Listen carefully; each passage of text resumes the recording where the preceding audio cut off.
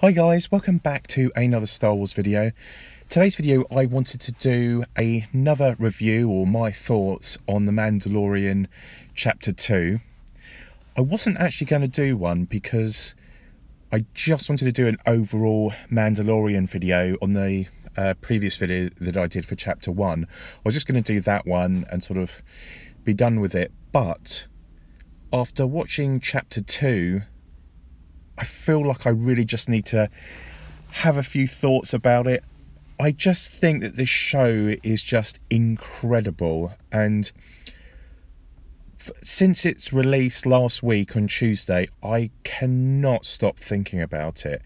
I mean, I'm thinking about it literally all the time, when I'm working, when I'm gazing out the window, when I'm in my car. It's really sort of made a big impression on me, and I don't think I've ever felt that way about Star Wars for an extremely long time. I mean, the new movies have come out. I've enjoyed them, like The Force Awakens, The Last Jedi, Rogue One, and the Solo movie. I've watched them and I thought, wow, they're great. And I've just sort of, right, okay, I've watched them. They're really good. Can't wait till they, if I went to the cinema, and I can't wait till they come out on Blu-ray. And I'll watch them on Blu-ray when they come out and have like a marathon with all the movies together. And then I'll just leave it for a while.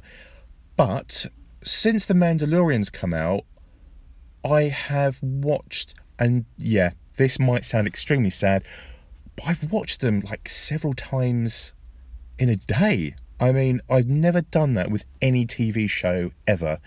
I've basically, when I first saw Chapter 1 of The Mandalorian, I watched Chapter 1 as soon as I watched it.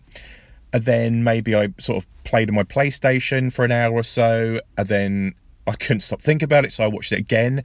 So it's the first time I've ever watched an episode of something twice in one day. And then I've watched it, the next day. I've been watching reaction trailers to them as well, which kind of counts me in for watching another episode in a tiny one, a little tiny square on the video. And I when I'm not watching it, I feel like I'm humming the theme tune, or I'm playing the album from Chapter 1, in my car, or when I'm doing work in the evenings, I'm listening to it. And it's just had a massive effect on me. And I feel like I need to collect everything to do with The Mandalorian now. I mean, I've got all the Funko Pops so far, and I've got the Black Series of The Mandalorian and of Cara Dune so far. Cara Dune and IG-11 seem to be near impossible to get in the UK, so I've had to get Cara Dune on eBay. And it cost me quite a bit. I mean, they usually cost roughly around about £15 to £20 in the shops.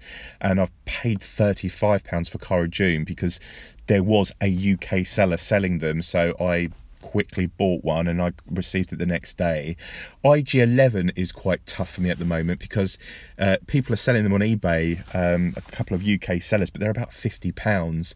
And it's odd to me that The Mandalorian is at a cheap price at like $19.99 or so, when he's the main character, and IG-11 and Cara Dune seem to be side characters. So that is quite an odd one for me, but I plan to get IG-11 at some point, but I'm waiting for the price to come down slightly. And also there's the Off-World Jawas that are currently available as part of the Mandalorian Black Series as well. So there's only 4 as far as I know. Quill, which is the Ognaut character, he hasn't been produced as a Black Series character that I know of, but I have him as a Funko Pop. And Grief Karga as well hasn't been made as far as I know, but I'm assuming that they will come out maybe for Christmas, I hope.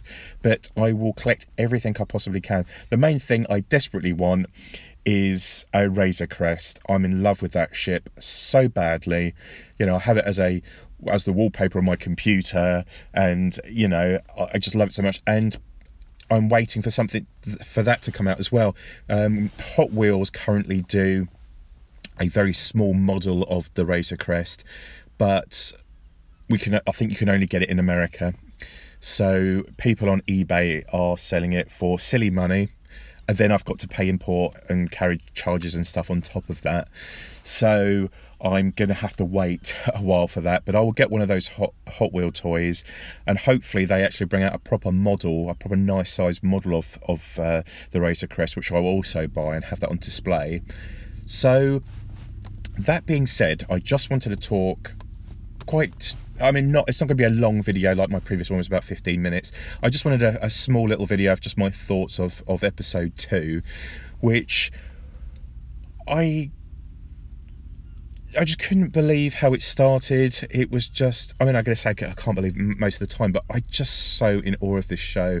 And I have heard a few negative thoughts about, it's where's the direction going and all this sort of stuff. And, this isn't Star Wars. I just don't think they're Star Wars fans, or they didn't like the original trilogy, which a lot of people my age, I believe that we want that. We grew up with the original movies for almost 20 odd years until the prequels came out.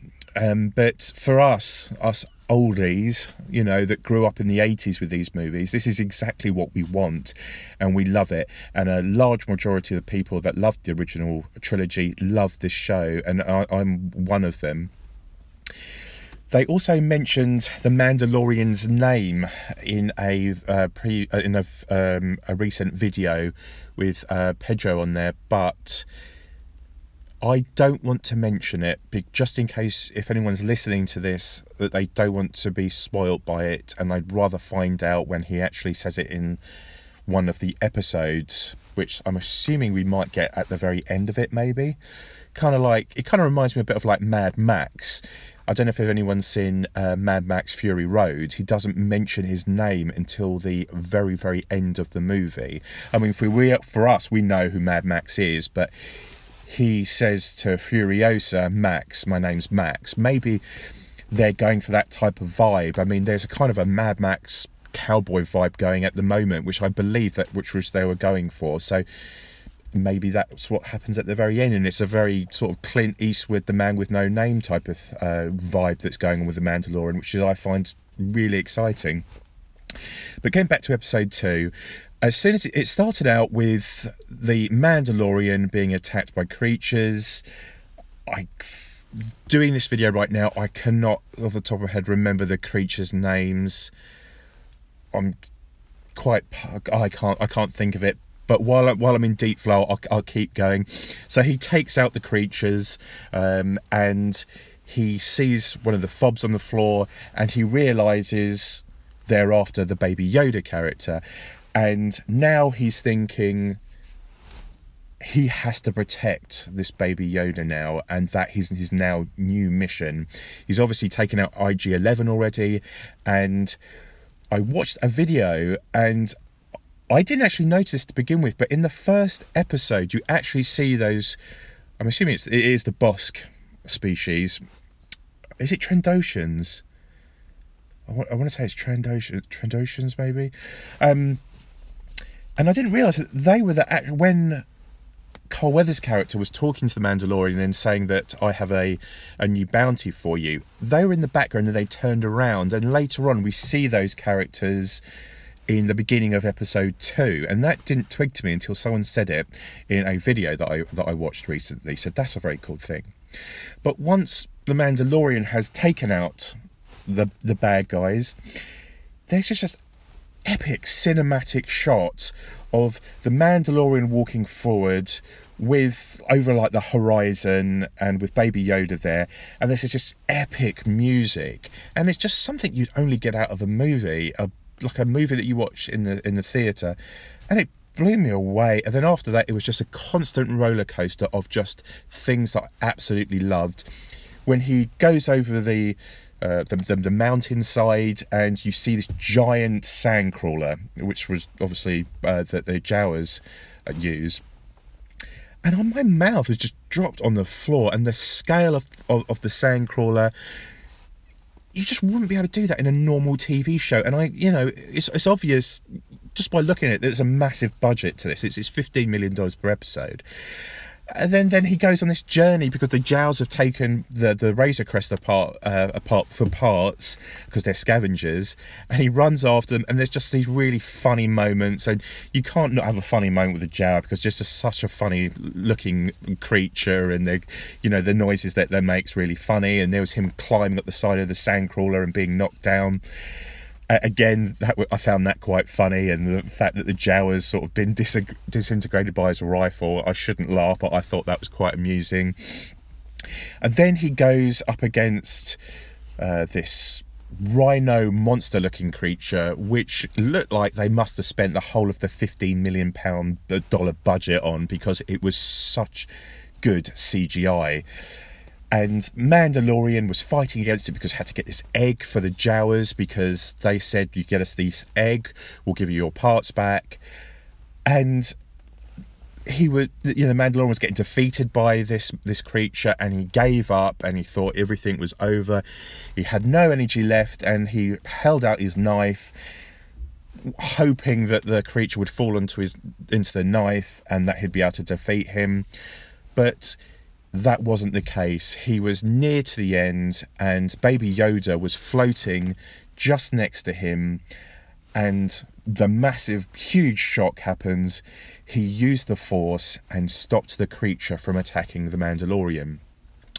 So the Yoda baby, which we still don't have a name for, or the creature name, feels affection for the Mandalorian, because he can tell not only is these, the Yoda creatures, or he's a good heart, and he wants the best for people, wants to look after people.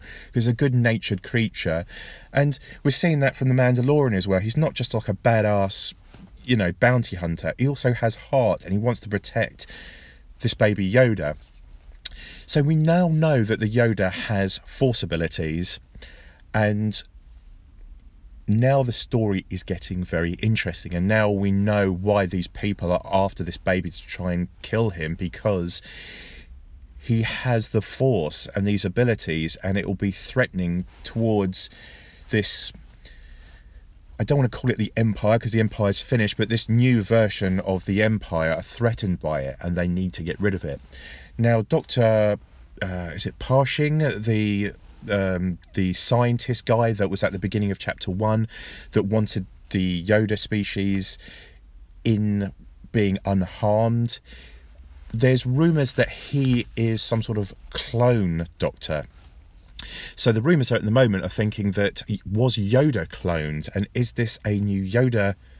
Is this Yoda? Have they cloned him for some reason and gotten his blood somehow?